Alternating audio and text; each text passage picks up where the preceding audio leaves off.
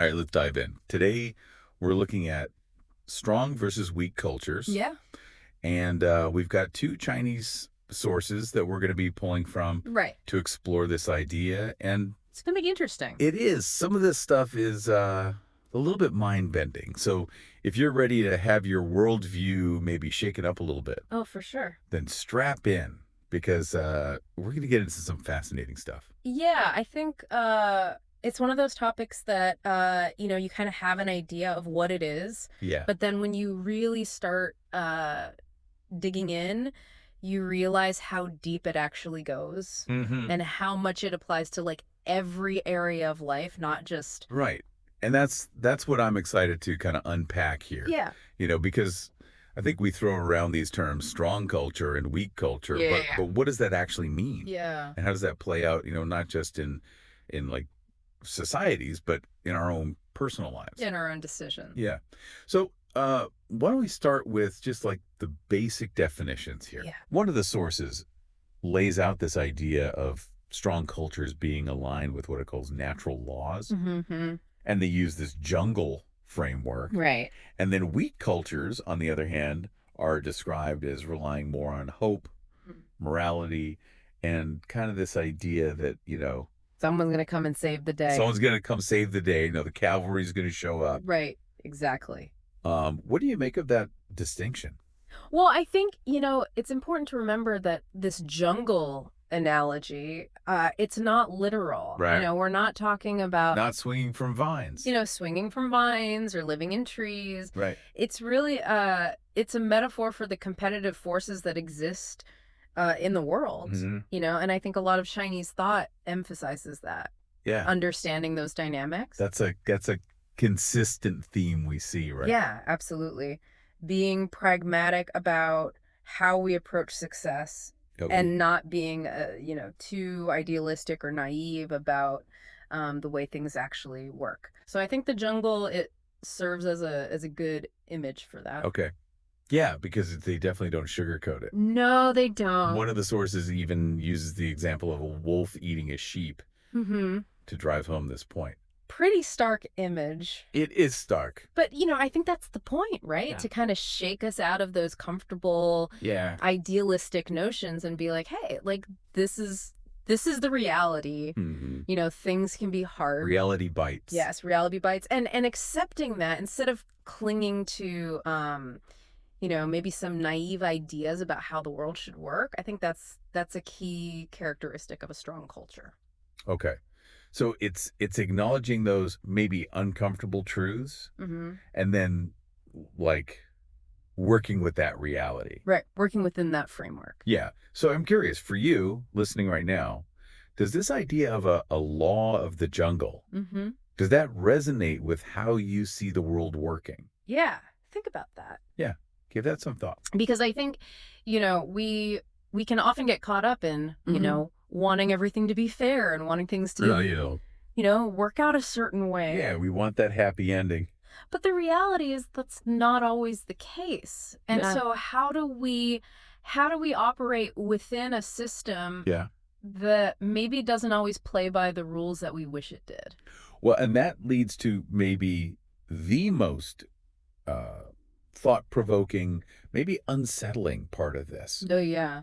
One of the sources flat out says that all relationships are essentially transactional.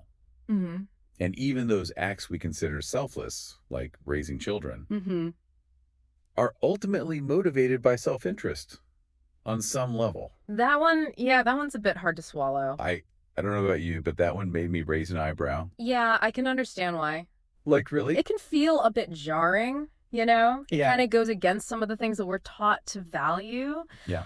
But I think it's important to remember that the source isn't saying that love and compassion and those things don't exist. Right. It's saying, but let's look at Good the mixture. underlying motivations Yeah. for all human behavior. And I think that's where it gets interesting because Right. if we're not aware of those, Mm-hmm. then we can actually be more prone to being manipulated or exploited Right. by those who do. It's almost like keep your friends close Yeah. and your enemies closer, but it's about those driving forces, Yes. even the less flattering ones, so that you protect yourself. Absolutely. Absolutely. And speaking of influences, this idea of cultural programming Yes. really comes up strong in one of the sources. Yeah, very, very important concept. And they use the example of someone who grew up eating spicy Sichuan food. Right, right. And so now maybe, as an adult, they just don't enjoy anything that doesn't have A little kick.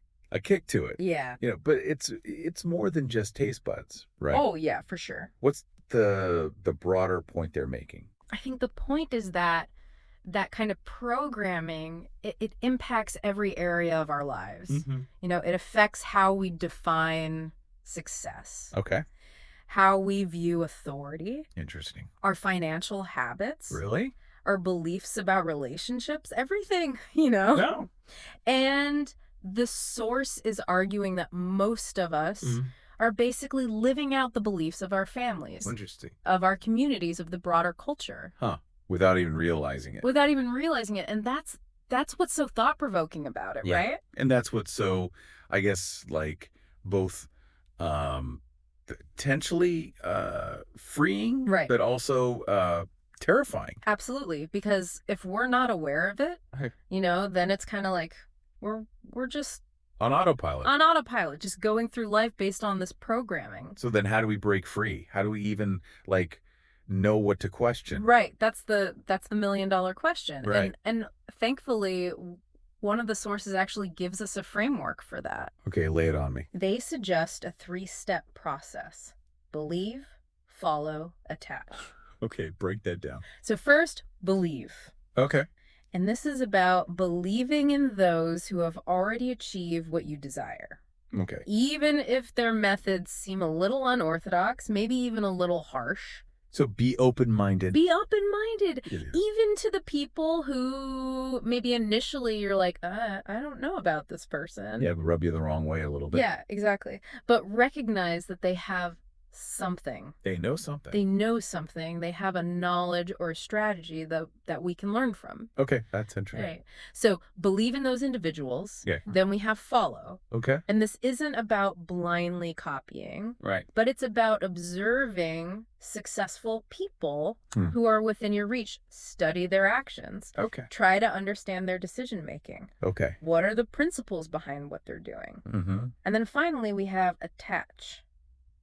Okay, and this one's a little intense. Yeah, this one's a bit more A little creepy. maybe a little creepy. Yeah. But think of it as, finding mentors, Yeah. guides who embody this strong culture thinking, So really immersing yourself. immersing yourself Yeah.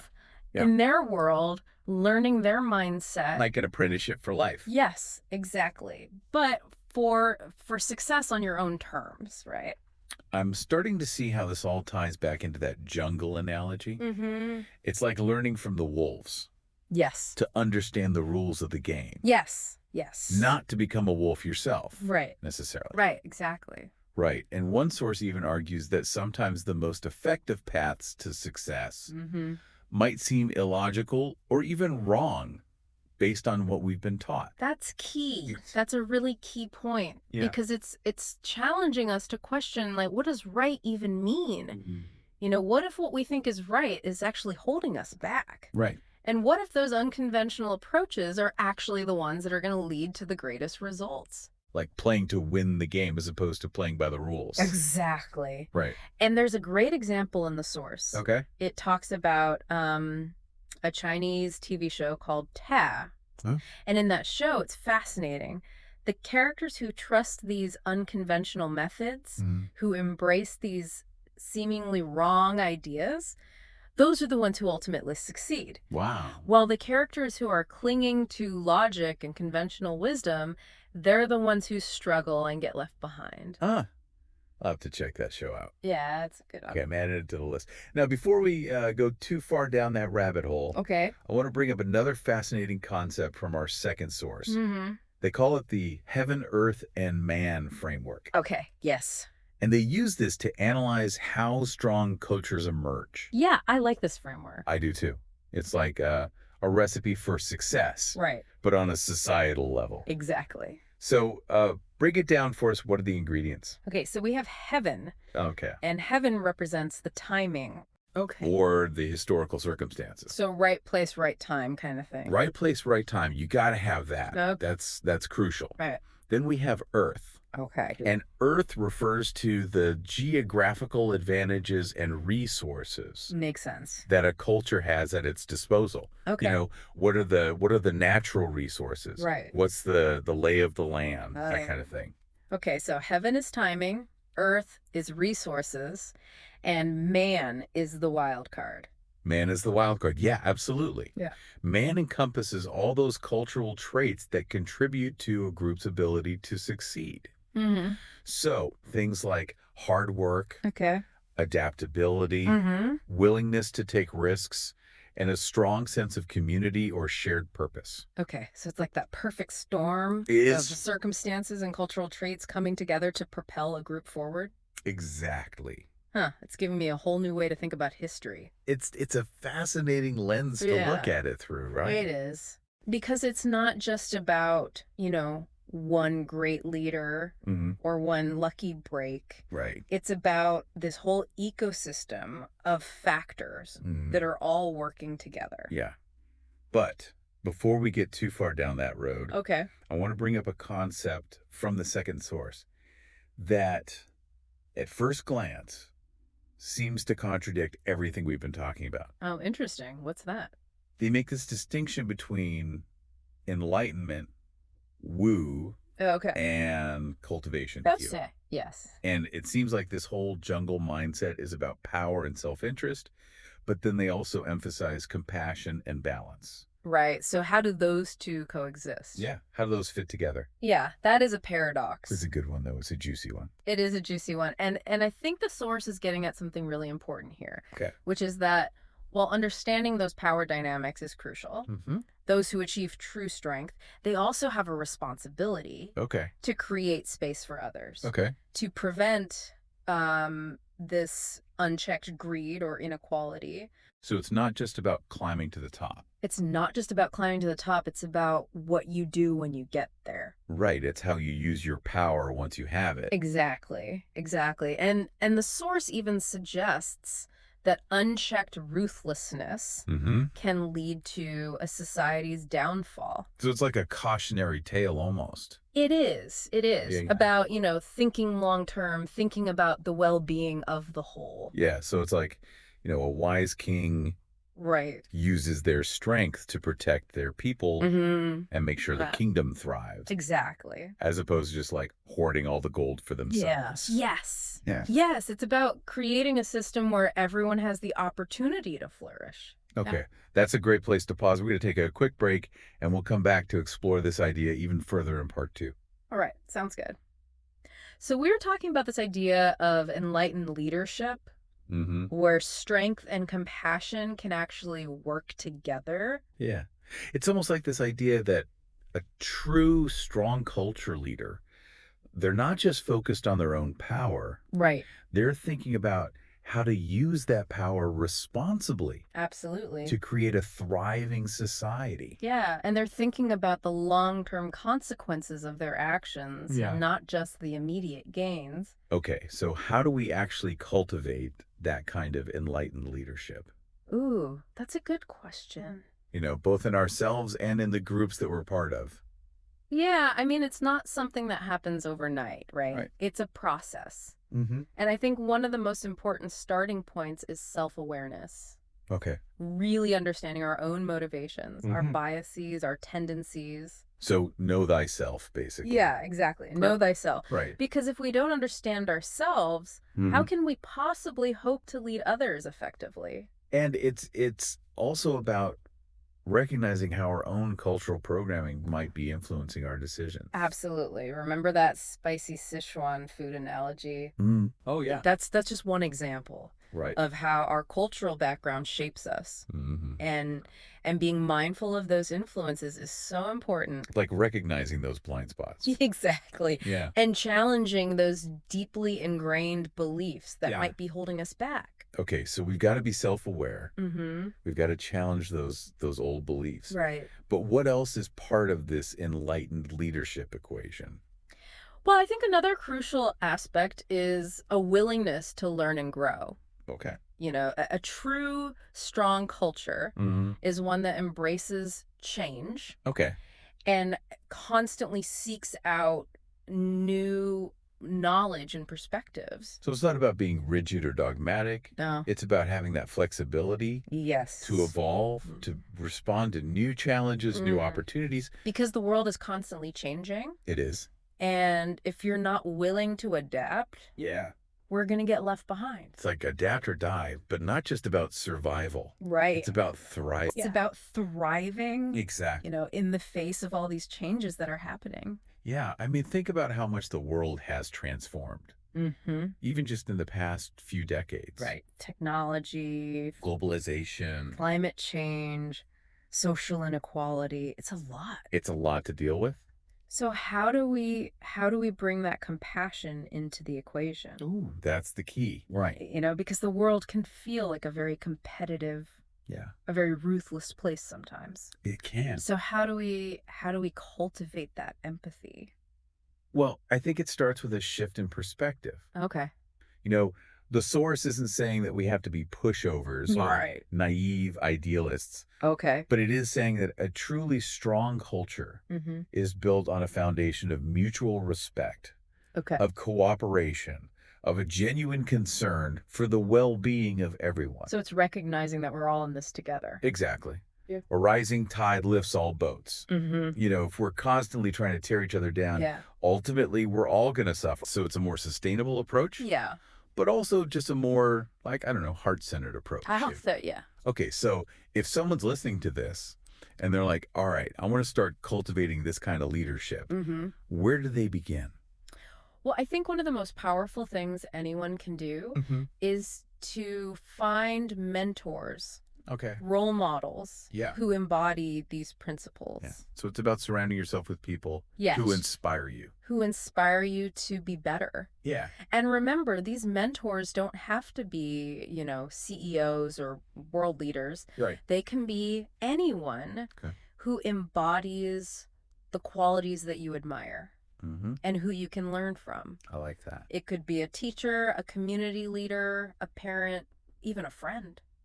Yeah. So it's about being intentional about those influences. Yes, absolutely. Okay. So we've talked a lot about individual leadership, Mm-hmm. but I'm also curious about how these concepts apply to like larger groups of people. Can we talk about strong and weak cultures Mm-hmm. in the context of Right. companies, Well, absolutely. community, Yeah, even entire nations? definitely. So what makes a company, for example, have a strong culture? Well, I think one of the key factors is adaptability. Okay. How well does a company respond to change? Mhm. Are they embracing new ideas, new technologies?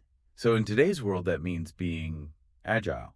Agile, innovative, Yeah. always looking for ways to improve. Okay. So that's one piece. Mm-hmm. I'm also thinking about like shared values. Yes. A company where people feel connected Yeah, right. and they're willing to work together for that common good. Absolutely. That sense of community is so important. Mm-hmm. It's about having that shared purpose. Right. Something that binds people together. Exactly. It's like a unifying narrative. Okay. So adaptability, shared values, a strong sense of community. Mm-hmm. What else contributes to a strong culture? This one might surprise you, but the ability to learn from mistakes.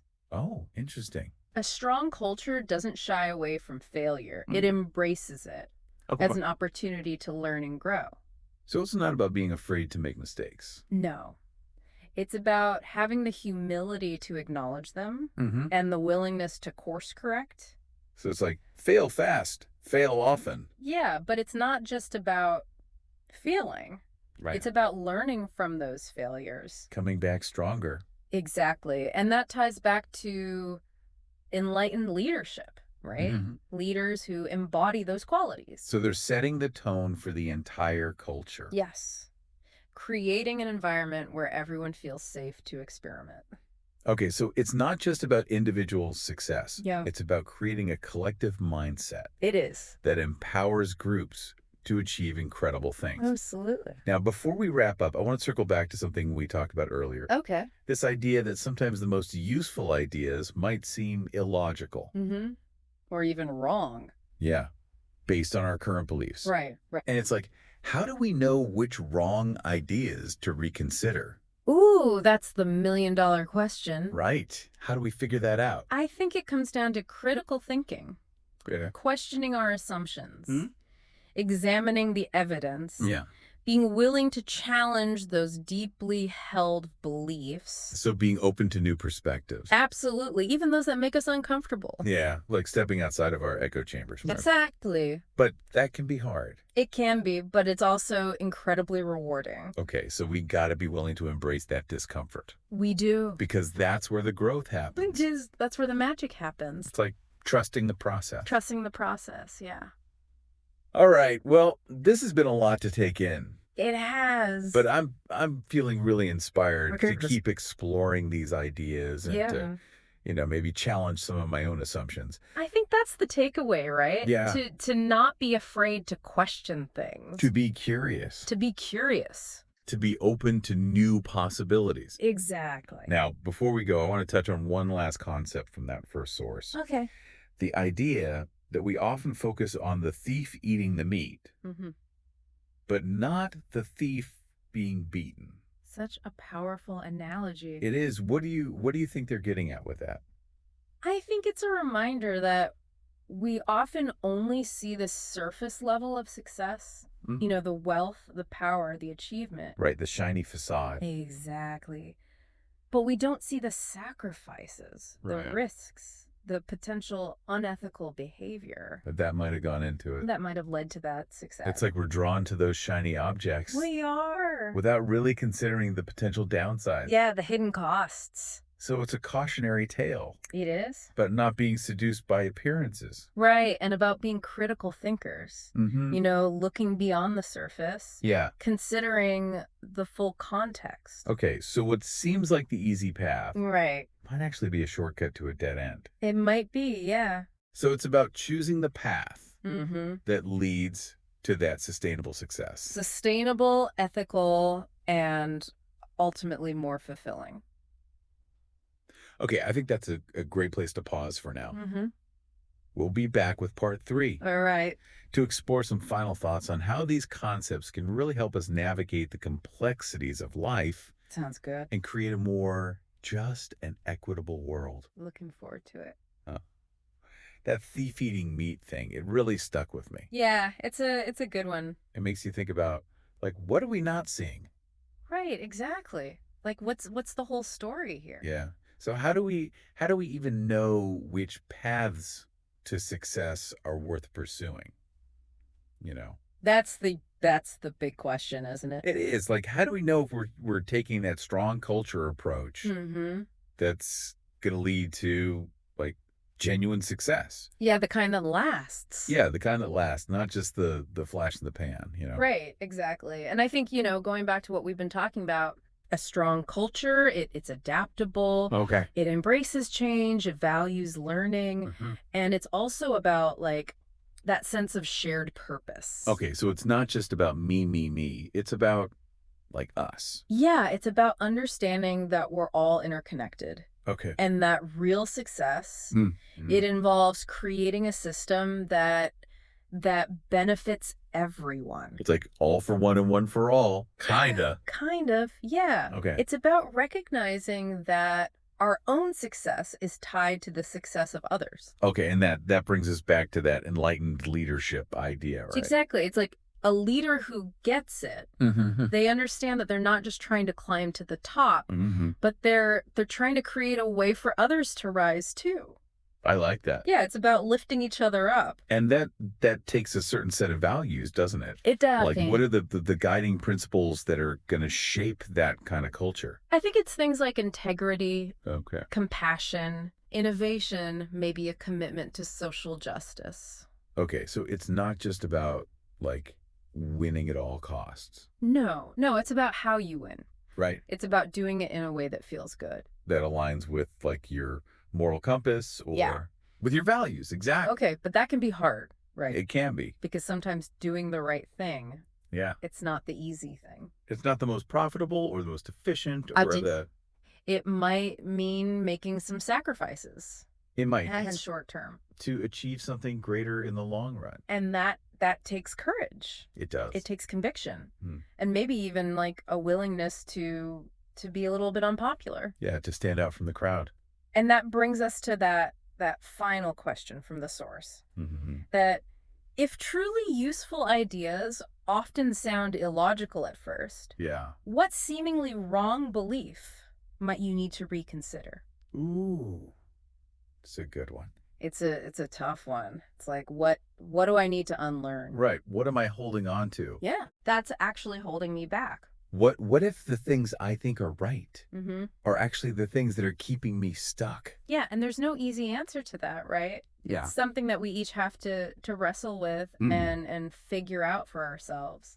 But the point is to be willing to ask the question. Yes, to be curious. Yeah. To be open to new possibilities. Because what if those wrong ideas are the ones that lead to the breakthroughs? Right. What if they're the key to unlocking something amazing? I love that. It's like giving yourself permission to be wrong Yes, and to see where that takes you. exactly. Well, this whole conversation has been a real mind bender, It has. but in a good way. In a good way, yeah. It's like it's given me a new way of looking at the world. I hope so. And I think the takeaway for me is if we're willing to challenge ourselves, Mm-hmm. to embrace change, Yeah. to never stop learning, Mm-hmm. then there's no limit to what we can achieve. Absolutely. And not just individually, Right. but together Yeah. as a society, as a global community. So to everyone listening out there, I encourage you, keep exploring these ideas. Yeah, don't let the conversation end here. Ask yourself those tough questions. Mm-hmm. Find those mentors who challenge you Yes. and embrace that discomfort because that's where the growth is. That's where the magic is. And who knows? Maybe those wrong ideas are the ones that will change the world. It's possible. Thanks for joining us on this deep dive. It's been a pleasure. We'll see you next time.